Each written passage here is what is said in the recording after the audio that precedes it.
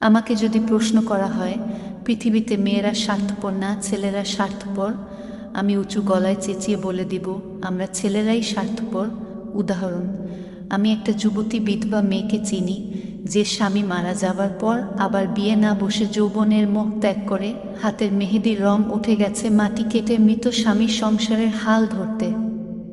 কিন্তু আমি কোনো পুরুষকে দেখি নাই এ সমাজে যে কাউকে ভালোবেসে বিয়ে করে বউ মারা যাওয়ার পর ওই ভালোবেসে বিয়ে করা মৃত মেয়েটির মায়া এবং তার স্মৃতি আগলে রেখে সারাটা জীবন কাটিয়ে দিতে।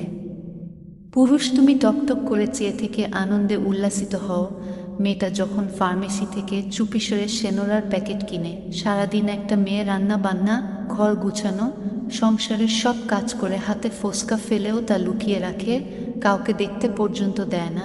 তারপরেও স্বামী এসে বলে অকর্মা।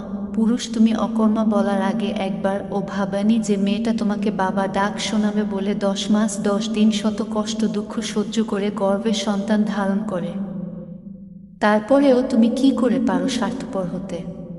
12 হাত কাপড়ে ডেকে রাখা মেয়ের দেহ থেকে কাপড় সরিয়ে নেওয়ার আগে ভাবতে পারো না তোমার ঘরের মা, বোন ও একজন নারী। হয়তো এমন অনেকে আছে যারা আমার লেখা পড়ে গালি দিয়ে বলবে আমি একটা মেয়েখোর লেখক, তাতে আমার কিচ্ছু আসে যায় না। কিন্তু এটা আমার পরম সৌভাগ্য যে আমি নারীদের নিয়ে লিখছি, কেননা আমার গর্ভধারিণী মা ও আদরের ছোট বোনটা ও যে একজন নারী।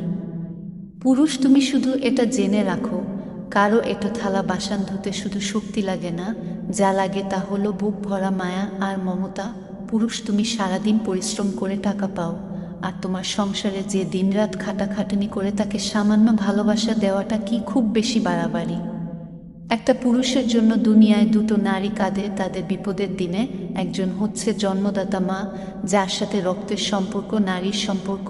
আরেকজন হচ্ছে তার স্ত্রী, অর্ধাঙ্গিনী, যার সাথে তার কোনো রক্তের সম্পর্ক নেই। অপরিচিত একটা মানুষ থেকে পরিচিত হয়, তার সাথে আত্মার সম্পর্ক গড়ে ওঠে। জীবনের শেষ দিন পর্যন্ত সে আপনার বিপদে পাশে থাকবে কোনো স্বার্থ ছাড়াই। আপনার হাসিতে হাসবে, আবার আপনার দুঃখে কাঁদবে।